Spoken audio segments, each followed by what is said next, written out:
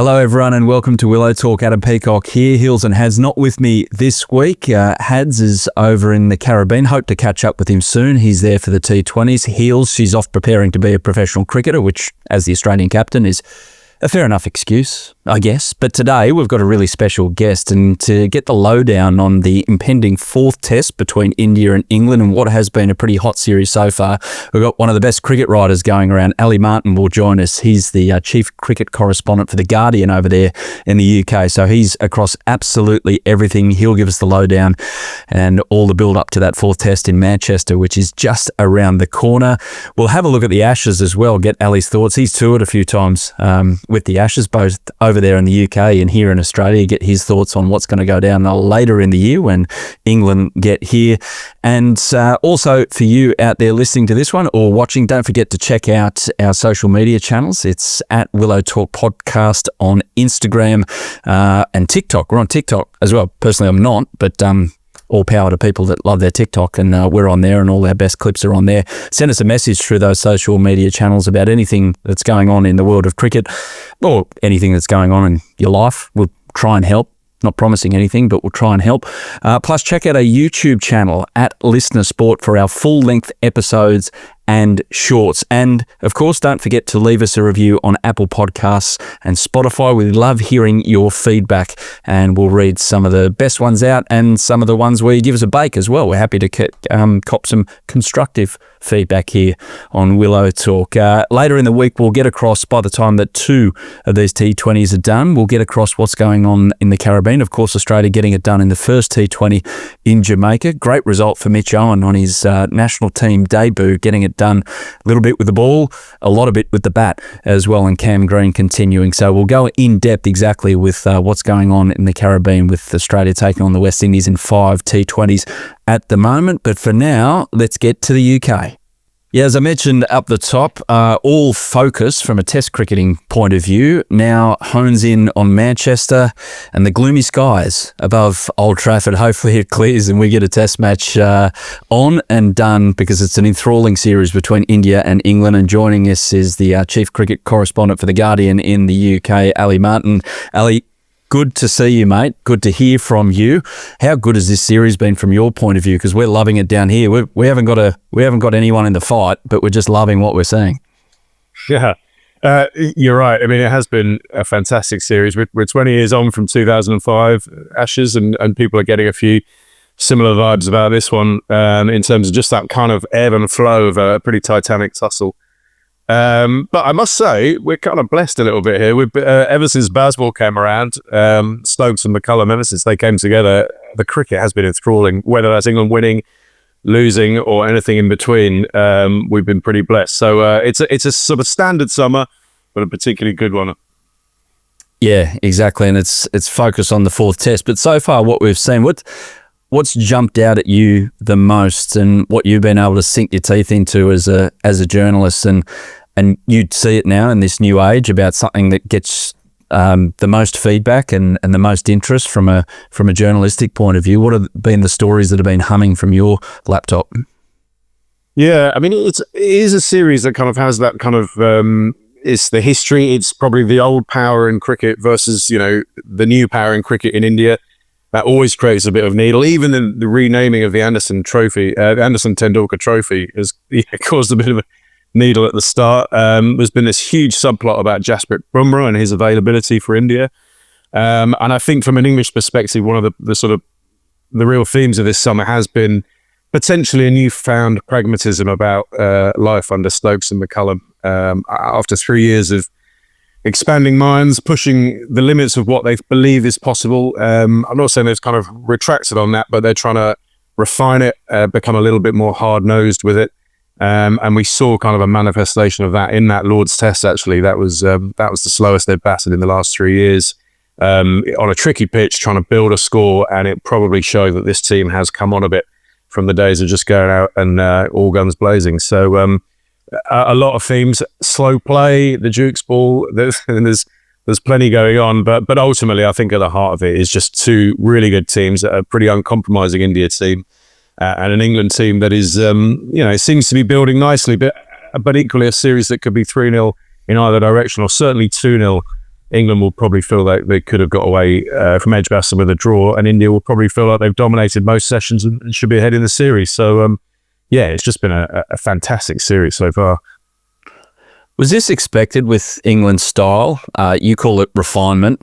I'd call it the death of Bazball, and it's just actually normal Test cricket as we've come to know and love it. But were you briefed on this approach, or is it just played out this way because of the decks that they're playing on? It's interesting. Last year, Brendan McCullum spoke about a refinement in the way that they play, and people interpreted that to be sort of increased pragmatism. Actually, he was talking about a refinement in personnel, and we saw a few changes. Obviously, Bairstow and Anderson moved on, for example. They're the kind of high-profile ones. But I must admit, I do think that there are a lot of similarities here with the England ODI side under Owen Morgan that sort of spent 4 years building up to that World Cup. And as I mentioned earlier, it was early days. It was about trying to expand minds, trying to teach players what was possible, and pretty much pick them up from what was a pretty desperate state. You know, that was rock bottom, having won one of their previous 17 tests leading up to that horrendous Ashes series that we saw last time around, all the COVID complications notwithstanding. So yeah, I think it's a kind of rock bottom, ground floor kind of build. And I suppose it makes sense that over time that you would expect the cricket that team is playing to become a little bit more calculated and I'm going to say ruthless. Ben Stokes hates the word ruthless, but I do think that it's not a huge surprise that has come into the team after a kind of a pretty freewheeling first couple of years of the project. I ask this on behalf of every person who's ever played cricket in Australia. What on earth is wrong with ruthless? I mean, Stokes thinks it's a kind of post-factual. So you talk about after the event, and if you execute your skill in that moment, he believes that those split-second decisions don't come down to a sort of ingrained characteristic of being ruthless or not. It's literally skill versus skill in that moment. But I mean, there's other synonyms you can use around that word. Yeah. It's about getting the job done in the big moments, and I think even Stokes would have to consider that as a point, because I mean, not least because he is possibly one of the most ruthless players out there, even if he doesn't like that word, because we see him in the big moments. I think it was his late father who actually coined the phrase, that the big moments seem to find him. He is a big moment player. And so even if he doesn't like the word, I think that's kind of, it is part of his characteristic himself. It's a very philosophical view on life from Ben Stokes, diving into the meaning of meanings. Like, I've got a couple of books behind me. Maybe they're mainly all sporting biographies, but yeah, I'll try and find one that might fit that genre and try and sum it up with what Ben Stokes thinks of cricket. What's he like to deal with, the captain? Because he's probably the guy that fronts up the most, and the words mean the most as well. And you look at Ben Stokes through the first part of his career, and you wouldn't imagine him as a guy who'd be overly comfortable about having to go and speak openly to a hungry press pack. He's been pretty good on the whole. I mean, he has sort of embraced it in the job, and particularly when we're on tour, he will give extra time to the touring journalists, which kind of rewards the investment from those titles who've flown out. So you get kind of additional captain's briefings.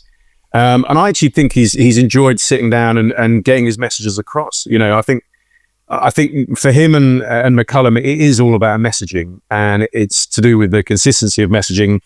And they want that same messaging internally as externally. That does cause pinch points at the time. I know that they've copped a bit of flack online for some of the Baz chat, should we call it, that comes out. But he has generally embraced it. We did have one little blow up earlier in the summer when there was the subject of Jacob Bethell was put to him, is as the incumbent, will he be straight back in? Stokes said to put 2 and 2 together. We did. Turned out 2 and 2 didn't equal 4, it equaled 5. He was only saying that that Bethell would be straight back into the squad, and that he was sort of throwing his arm around Ollie Pope as vice captain and number 3. And he kind of, I don't know, after the event tried to sort of reframe how that original exchange had gone. That was actually my question in a press conference. So I do remember how I asked it. It seemed pretty clear.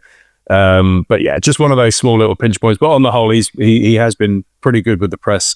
As I say, even if sometimes some of the messaging can sound a bit outlandish because of, I don't know, sports teams, the way they talk internally, can sometimes sound a bit crazy to the outside world, if that makes sense, because they are pretty much creating their own reality in that dressing room. Yeah. So but that is the nature of high level sport. But on the whole, he's been good. That Jacob Bethell that you talk of, it feels like he's the one that we have it down here when we see a prospect come through, and it's like, find a spot for him. I don't care, like, just find one. And India have this as well. All the big test playing nations do. Is he the project, if you like, of the one that's outside at the moment, that a lot of people can see a place in the 11 for, but it's just a how it manifests itself over the next couple of months or maybe year? Yeah, it seems to be. I mean, the way that it's not dissimilar to when Harry Brook came into the side, and he actually spent an entire summer kind of just carrying the drinks, part of the squad, getting to know the setup and the vibes. And it actually ended up with Johnny Bairstow's broken leg opening up that spot in the team, and that is a spot that Brook kind of grabbed and has run with ever since. And the kind of the philosophy or the mentality around selection is that these things will work themselves out, or they have a funny way of working themselves out. We'd probably see it in this Manchester test coming up. You know, Cher Bashir breaks a finger, Liam Dawson comes into the setup having not played since 2017. So they do have a way of working these things out. But you're right, Bethell is one that who got his chance through circumstance. You know, it was an injury to Jordan Cox, the spare wicket keeper who was covering for Jamie Smith on paternity leave in New Zealand. That opened up a spot at number 3, and Bethell came in and he kind of looks at the manner born and you know, 3 half centuries in that series, but 1 near miss in Wellington. I think he got 96, which would have been his first professional 100. So which kind of shows the absurdity on one level of how a kid can be so rated, and he's never gone past 3 figures. But it's kind of the shapes, it's the technique, it's the composure that he's got, and it's the huge licks he's had sort of growing up. I mean, everyone who's taken a look at this kid through the age groups, and I'm talking, you know, big names: Garfield Sobers, Brian Lara. Ian Bell, once he'd moved over to Warwickshire, guys who are looking at him saying, this kid's better than I was at that age. But you can kind of see it with your own eyes there. But you're right, how does that opportunity come about? Because we're kind of entering the end game in terms of this project. I mean, I say the end game, McCullum's contract goes beyond, but English cricket doesn't really look beyond the Ashes cycle, and it's fast approaching. So whether he can get a game in between now and Australia, I'm not sure. But equally, he does seem to be the spare man, and you would like him to get some time out in the middle, even if for Warwickshire in the county championship, before that opportunity potentially comes about. Oh, we hope you don't pick him, given what we saw in the Big Bash. He can stay away. He's just play a bit more Big Bash if he wants over the summer. He can come down here and play cricket, just not for England. Harry Brook, just back to how you perceive, or how everyone's perceiving Bazball out of that Lord's Test. And Harry Brook was a bit of the outlier. It was almost like he's the guy where 3 years ago everyone's wearing skinny jeans and everyone's moved on and wearing the baggier editions now, but Harry still went out there in his skinny jeans and, well, in a cricketing term, played some ridiculous shots when you look at them, but when you look at the past 3 years, kind of down that strain. I mean, does Harry stay in the skinny jeans? That's what I'm trying to ask. Does he keep doing what he's doing, or is everyone telling him, mate, you've got to move on with the fashion, with the times? I think he probably does have a bit of license in that regard. And actually, he went into that Lord's Test having just moved to number 1 in the world, just overtaken Jay Root as the number 1 ranked batsman in the world. So, you know, since his debut at the back end of 22, he has gone great guns and has scored the majority of his centuries, certainly away from home. There are probably times when, you know, over time that they will want him to develop his game a little bit further, but at the moment I see him as having pretty much full license to go as hard as he does. And it's an England team that essentially looks at the upside. So if you, I don't think they don't go into games or innings saying about what could go wrong. They're always talking about what can go right. And that is, from an English point of view, that is quite a mentality shift. You know, we are sort of a post-empire, old world, kind of miserable, cynical country, and it quite often, going to a bit of history here, but it does kind of take new world thinking in English cricket to kind of move it on. And you only got to go back to Duncan Fletcher, Andy Flower, Owen Morgan, Kevin Peterson. I'm talking about, and subsequently McCullum. It's that it quite often takes the outsider to come into English cricket to sort of expand minds. And I think it's coincided, McCullum's era has coincided with quite a talented generation of players coming through, of which Harry Brook is a prime example. And the messaging really does suit the way they want to play their game. We'll go wider in a moment, and a bit later on we'll talk about the Ashes. And speaking of which, he's relevant right now, Jofra Archer, and how everyone feels about him in English cricket and in a test uniform for England. That was pretty special at Lord's, what he was able to do. The big question is, can he back it up? And I guess that's the great unknown. Himself, maybe McCullum, Stokes, his physio and his doctor are the ones that really know, and the rest of us are just guessing, are we not? A little bit, and we're slightly hostage to fortune here because we're 2 days out from the Manchester Test, and England do like to name their 11 early, so we should get, in the next sort of 12 hours, we will get an indication. We should get a team and whether Archer is playing. You're right. I mean, his return, as brilliant as that Test match was, and as good as it is from an English point of view to go 2-1 up in a series, against such a good team like India, I think the story of that Test was Archer's comeback, and that will hopefully be the case, and how it will be viewed in time to come, because it was an incredibly impressive comeback. People say he's been out for 4 years. He's been out of Test cricket for 4 years. He has been bowling. He's been playing cricket for the last 18 months, pretty much injury-free, apart from sort of, the odd niggle here, or he got a broken thumb in the IPL, but nothing that goes back to the two major injuries which did threaten to derail his career, which was the lower back and the right elbow, getting stress fractures in both. So, his comeback is the big thing. He up to this point, it feels like he's had the training wheels on. That's the way he's put it. He feels like he's been held back probably longer than he would have liked, because England really just didn't want to rush it in any respect. He only bowled 18 overs for Sussex before his Test comeback, but I think essentially England view it with fast bowling a little bit differently these days in terms of workload management. You don't need to sort of go out there and string 4 or 5 county games together. In fact, they would possibly be deliveries wasted in county cricket. No offense to county cricket, but it would, if he's going to be bowling, they want him to be doing his bowling at the highest level. But it was an amazing comeback, and one of the best things about it was just quite literally when his name was read out for the first time and 30,000 people in Lord's went absolutely berserk. There's a lot of love out there for Jofra Archer. I know he's a guy who spends a lot of time on social media. He can see a lot of the negativity. He can see people writing him off, but actually, I think it's way more instructive was to listen to that Lord's crowd when he came on for his first spell, and then 3 balls later, Jaiswal nicks off with the absolute beauty, pitches outside leg, decks across and takes the outside edge. I mean, that is what we're so excited about with Jofra Archer, and to see the speed still up there on that 5th day, knocking over Rishabh Pant's off stump and fired up and ready, and then walking off the park and saying, "I want to play the next 2. I want to get on that plane to Australia." It's really hard not to be optimistic.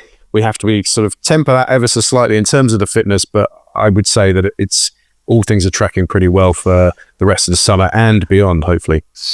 Don't know about you, and obviously much bigger cricket brains than I, like Brendan McCullum and Ben Stokes, would have their clear ideas about how they use a Jofra Archer in an Ashes series in Australian conditions where you could cop a 40-degree day. But of course, we've got a reference point with someone who can bowl really scary, quick stuff, and that is Mitchell Johnson 12 years ago, when Michael Clarke just defined his role as 4 over spells each and every time and just come in and just bowl heat. Can you see something similar happen with Jofra Archer, or are they going to be a bit more nuanced with it? I think so. I think you'll probably be down to targeting possibly specific conditions for him. I think the role of Ben Stokes is huge in this himself, because as the bowling all-rounder, he would be the guy that would probably pick up the slack.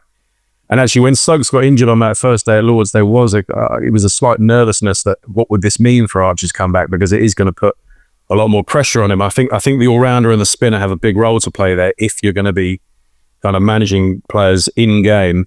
I do know with the Ashes series is coming up, and it's maybe I'm being a bit cynical here, but I mean the age profile of the Australian attack, they're all guys in their 30s, and I do know that the first Test, there is a week after that first Test, there is another week after that second Test until the third, and then the series kind of rattles through with the usual Boxing Day and New Year's Test match. So it's a schedule that does lend itself to both attacks, hopefully getting their first choice attack on the field, certainly when the series is at the start. I was about to say when the series is live. Traditionally, it's live for sort of 3 games, but who knows? There's I think England, they should come into that series with a bit more confidence that they can push that series deep. And you're right. I think the management of Archer and Mark Wood are 2 big factors in how they get there.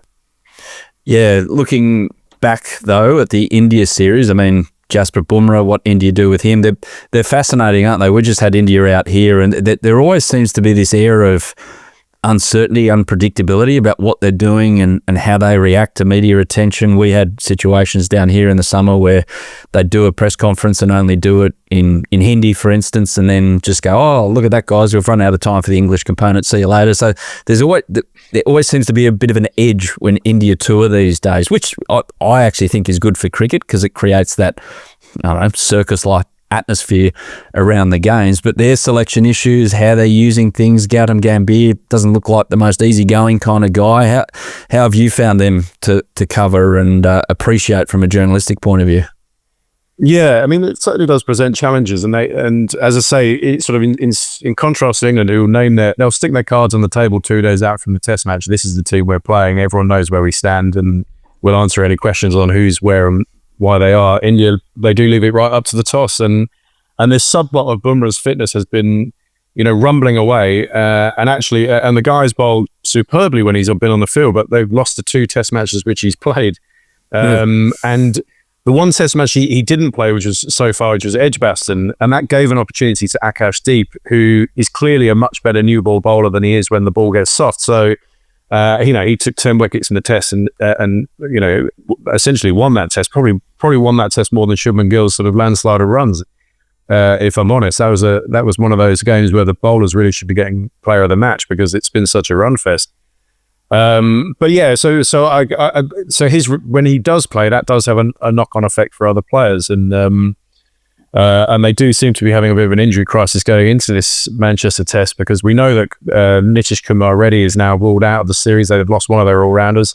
They're saying that Akashdeep is struggling with a niggle. The left armer Arshdeep Singh hasn't played yet, but would potentially be a chance to play. He's apparently injured as well. So it is all up in the air with India and their selection. And as you say, in typical style, we probably won't know until the toss what that team is. We're with Ali Martin from The Guardian. We're talking all things cricket with an English spin today, obviously across India and England, the current series. We're going to take a little drinks break, but back in a moment to talk about what's going on in county cricket, those coming through in English cricket, perhaps some names we might expect to see on the Ashes tour. I want to ask him about 9 for 820, something that Brad Haddon called shit cricket a couple of weeks ago. Is Ali going to blame the Kookaburra balls? We'll talk about that and the impending Ashes series right after this. Ali, I don't know if you saw on Willow Talk a few weeks ago, we brought up the subject of it was the Kookaburra round in county cricket, and it seemed to just make it like, when the drunk uncle is bowling on Boxing Day in the backyard, and it's just a run fest. The little kids got all the energy, all the excitement. You're playing on a cricket pitch, which is made of concrete, and it's just a run fest. Similar things happened in that round of county cricket, including 9 declared for 820. Don't know why they wait until 9 to declare, but anyway. Was that all on the Kookaburra ball, or is it the state of English county bowling at the moment, or some great batting? What is it? I mean, in cricket, it's always a combination of things, but it does seem like the constituent part, the key constituent part there is the Kookaburra ball, and I don't think it's a slight on the Kookaburra ball itself, because it clearly in certain conditions holds up really well. I think in Australian cricket we've seen. In the past few years, a slightly more pronounced seams, some slightly spicier pitches, and we're seeing some fantastic cricket in Australia, which hasn't, no offense intended, but hasn't always been the case. So no, true. It's not a slight on the Kookaburra ball per se, but I don't think it combines well with English loam. Actually, I think the combination of English pitches, which have become sort of slightly flatter and slightly drier in recent times, and we have had a heat wave this summer that has only just broken in the last few days. I think a combination of that, the Kookaburra ball, and maybe some bowlers that do need to upskill. I think that there's has been a propensity in recent times for English seamers to be operating sort of mid to high 70s mph, and just letting that Dukes ball do the talking, and maybe it has exposed a lack of skill in some areas, and that that's kind of the point of the experiment, if you want to call it that, because they're almost trying to show bowlers, what it takes to be an international bowler, because you're not going to have things in your favour. But I just don't think the experiment necessarily works in England because of a combination of conditions and the ball not being set up for it. By the same token, the Duke's ball has turned to mush as well in the last few years. So it's. Well, I mean, that dates back to pretty much the start of 22, and I know a lot of eyebrows are being raised about, well, hello, is this what Bazball is all based on, these dodgy balls? But it seems to be some kind of supply chain issue that occurred during COVID, during the lockdowns, and may even relate to, and this sounds I can't even believe I'm saying it, but may even relate to the grass that the cows are eating in Ireland and Scotland.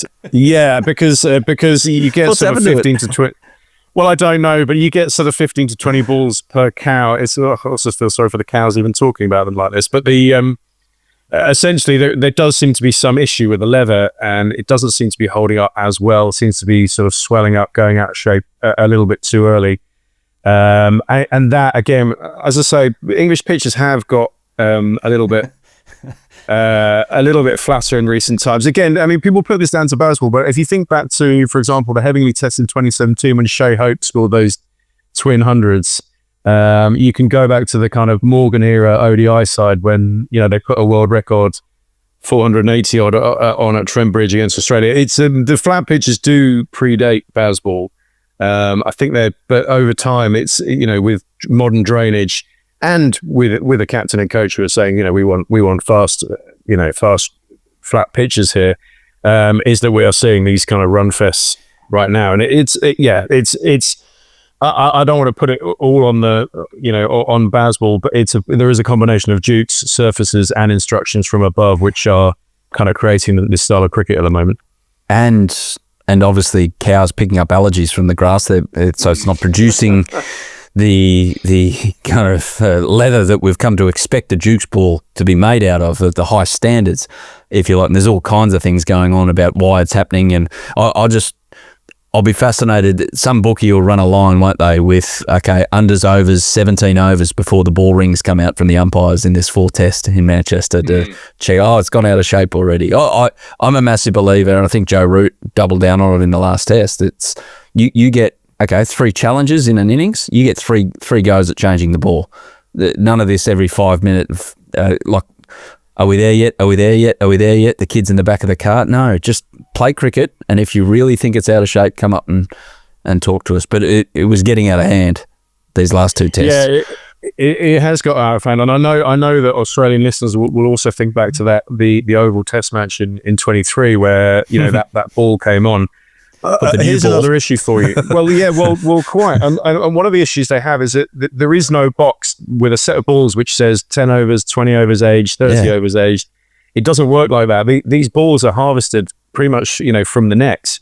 And so they're being selected out there in the middle on site, which one looks the closest to where we're at. But a net ball, a Duke's ball is being used in the nets. It hasn't had that number of overs wear on it. And so it becomes a bit of a lottery. And I think, but you're right, it comes back to the original state of the ball, and really, you allow for the odd 1 or 2 in a batch to go out of shape because it is a natural product that's hand stitched.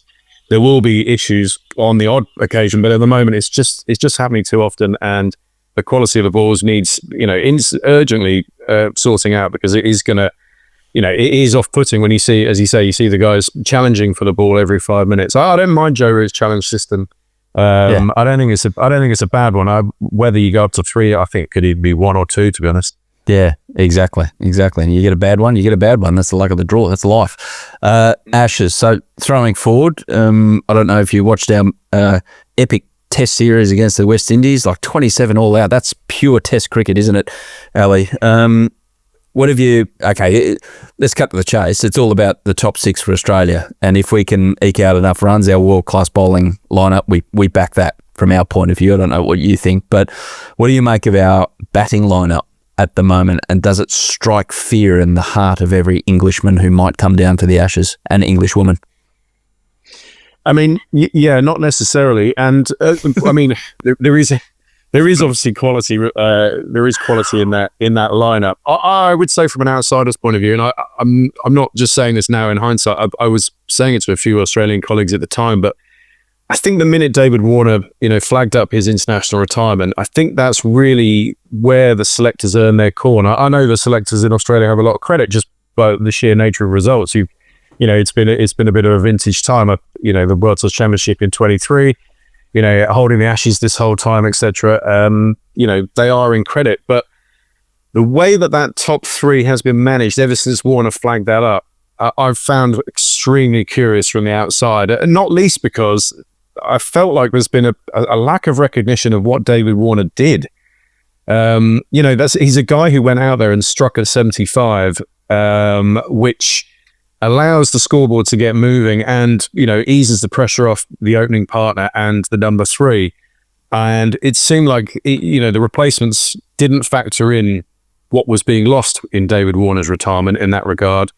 And then it's created a huge amount of pressure on that top three, which doesn't seem to be going anywhere in terms of getting that scoreboard moving. And that then therefore increases pressure lower down. So that would be my take on it. And again, whether Australia should have gone for a kind of more of an attributes pick rather than saying, let's have a shield bat off and see who's doing well in the averages. I would have personally, I think this is maybe an English kind of perspective on it, but I would have been looking at, the guys like a Matthew Short in the ODI side, for example, saying, can that role be transferred over into red ball cricket? And just to get the scoreboard moving. And I think Labuschagne's drop in form is obviously a huge issue as well, and maybe the selectors, in fairness to them, wouldn't have seen that coming. And fair play to them, when a player has punched out the numbers that he has in the past, you want to give them as much leeway and as much time to rediscover their form.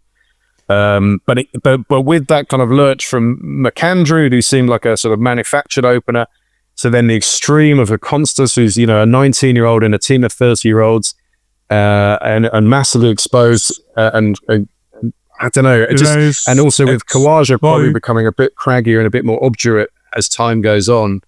That is a massive area of vulnerability at the moment. What I would say is that Australia don't do a crisis for too long. You guys tend to kind of kick into overdrive and find a solution pretty quickly, because there is also a lot of talent in your country. So it's an area to be exploited. From an English point of view, yes, you hope that continues for at least another 6 months or so.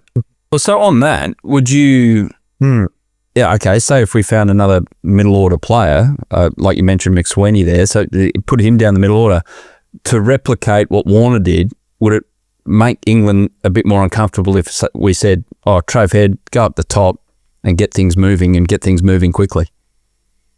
I think so. I think Australia will need to ask, if they can ask the English bowling lineup questions early on, that would probably go some way towards it, because England in the last sort of 3 years under Stokes and McCullum, England have been they've scored a run quicker than everyone else, and they average more per wicket than every other team in that time.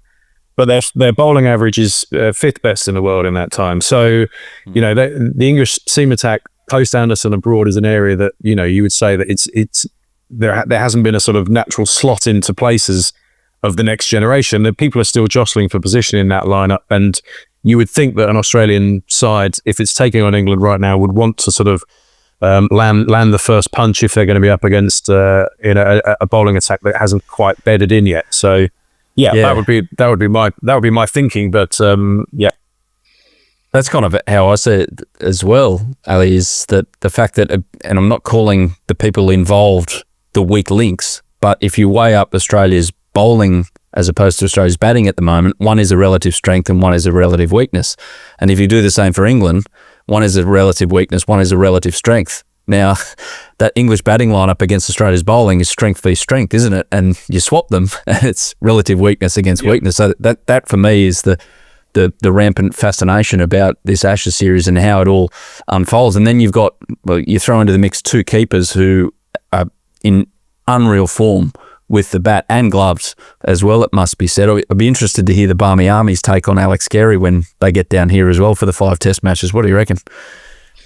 Yes, I suspect he'll get a gobful again. I hope it's in good. I hope it's in good spirits. He's the nicest bloke in the world. That's the thing. That you could you could see it if it was someone with a bit of an edge to them. But Alex Carey is the epitome of just a champion bloke, as we call them down here. I don't know what you call them, but like he's just the most lovely human being. It's weird. No, and I've had a few interactions with Carey over the, in recent times at press conferences and what have you. You're right, he does seem like a nice bloke. I would say, and I'm not trying to stir the pot here, but what I did find fascinating about that whole thing is that it wasn't really until the documentary came out that Pat Cummins took full ownership of that decision. And I actually think that if he'd taken more ownership of it at the time, because, he did tell Carey to do it. Carey was told by his captain to do something, executed it well, effected the run out. But I don't know. I'm not saying he threw Carey under the bus, but I just think a slightly stronger messaging from Cummins around that time might have shielded Carey a little bit more. Maybe not. Maybe I'm being optimistic. Maybe the English crowds would have gone for him regardless. But I did find that strange at the time. So here we are, July, 4 months before the fact, and it's a case of English press pack goes after Australian captain. There you go. I've noted that right here, Fraser. Yeah, right. Yeah, exactly. What's an Ashes tour like to cover? How many of you have you done out here? Well, I did my first in 02-03 as a punter. I backed my way around Australia, so that was pretty cool. And then I've done the which ones have I done? 17-18, which was a bit of a non-event. All 5 tests went all 5 days, and it wasn't even remotely competitive. And then was one of the lucky ones out in the. I say lucky; it was a tough time to be out there in some regards, but was there for the last Ashes series out there, the one that Stuart Broad tried to avoid afterwards, the COVID Ashes. So yeah, it's what's it like? It's an amazing country, and you get the different states have different characteristics. I love the fact that different grounds and different pitches have different characteristics and can produce different types of cricket. Not a massive fan of pink ball cricket, if I'm honest, on a number of levels. So I'm surprised that we still sort of persist with that one. But I mean, when you end up with 2 bucket list venues at the end, Melbourne and Sydney, like that, over Christmas, you do have to pinch yourself. It is a pretty cool place to cover cricket. Whether the players find that, they can find it quite an oppressive place at times. I think that there can be quite a I don't want to say invasive media. I'm sure that there are boundaries that are known, but they probably, it's one of the few times that they feature in the front pages of newspapers and on the the sort of evening news bulletins with guys sort of chasing after them with microphones in airports, that kind of thing. So and you can get all sorts of stories generated, like what was the Bairstow Bancroft headbutt, which let's be honest, really was something over nothing. But that's the kind of thing that can flare up on an Ashes tour. And but one good thing about this one coming up is that England will be approaching it differently, and there's no point doing the same thing over and over again and expecting different results.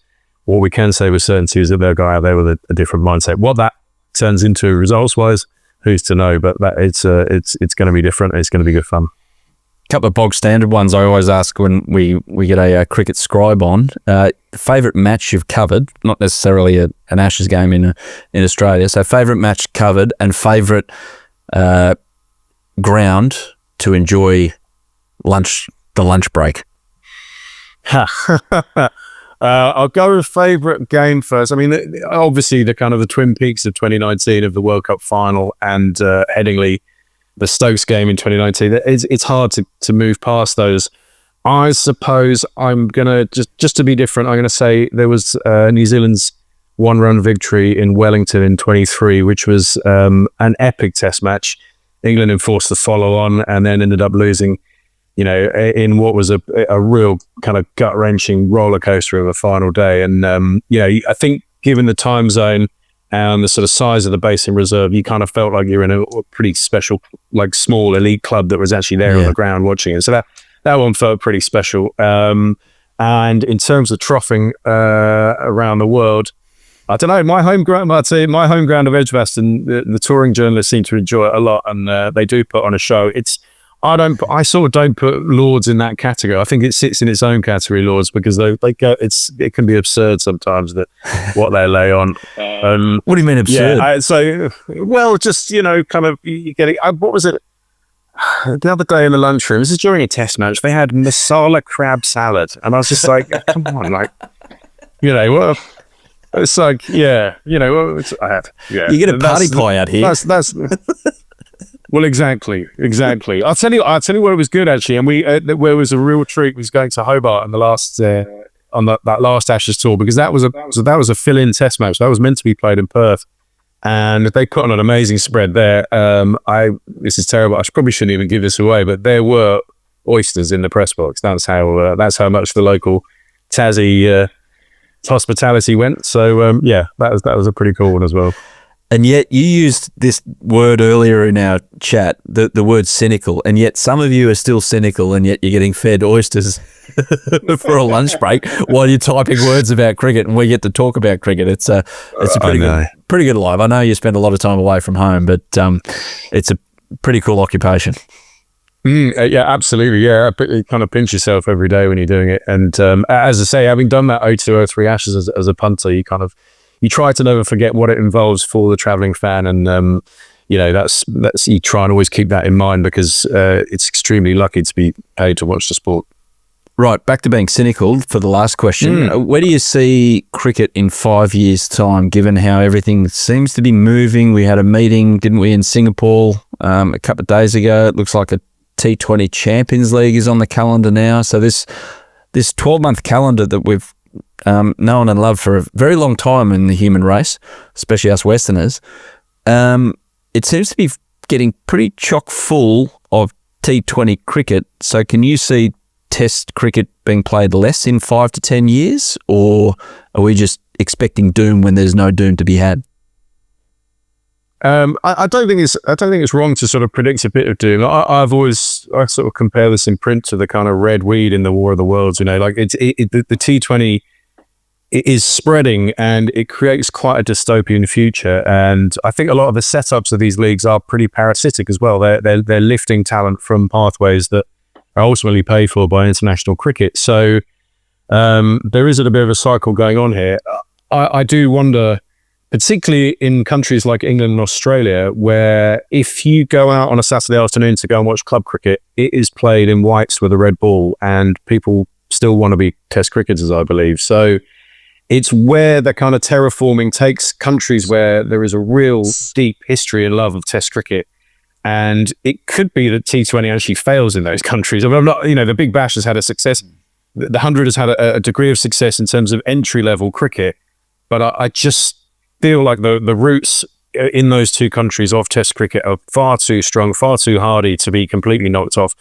And actually, particularly in England, I feel like Test cricket has been subsidising the format that is trying to strangle it, because it is still what pays the bills over here. It's, you know, each Test match is worth about £40 million when you factor in broadcast, hospitality ticket revenue, etc. So, and that money is kind of being moved around and is now propping up a league that's, you know, it has now returned an investment, has brought in investment into the English game, but it is a kind of one-off sale of the family silver.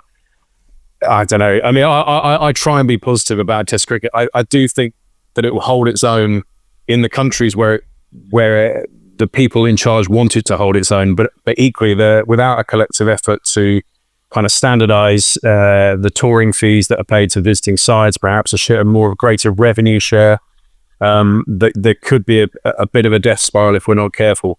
And also with India running the game, and it's not to say that, you know, that they do command the kind of TV revenues that prop up the ICC, but it's quite easy for India. They have, because they have exclusivity of the IPL, it's a 2-month window, and outside of that 2-month window, it gives their national team full license to spend 10 months trying to dominate all three formats internationally. But what these leagues do for other countries is put a huge strain on resources, and you've only got to look at the players who don't play for the West Indies, for example, to see that kind of being played out. And I don't think that any country at the moment, other than India, is immune from that occurring down the line if, you know, the overall structure of the game isn't worked out in a way that allows all formats to flourish. Long live Test cricket. That's all I've got to say about the matter. But Ali, we've taken up enough of your time. Really appreciate your time on Willow Talk for this episode. Go well at Old Trafford. Hopefully the rain stays away and we're in for an enthralling fourth test, as good as the first 3 tests have been. Enjoyed your company, mate, and hopefully see you when you get down here for the Ashes. Yep, cracking. I'll be there in Perth. It lands November 15th. Can't wait. Tickets already booked. Outstanding. That was Willow Talk, back later in the week. Yeah, thanks for watching the Willow Talk podcast on YouTube. Don't forget to hit the subscribe button so you don't have to miss an episode wherever you are. And while you're at it, check out these videos up here. They're mostly good.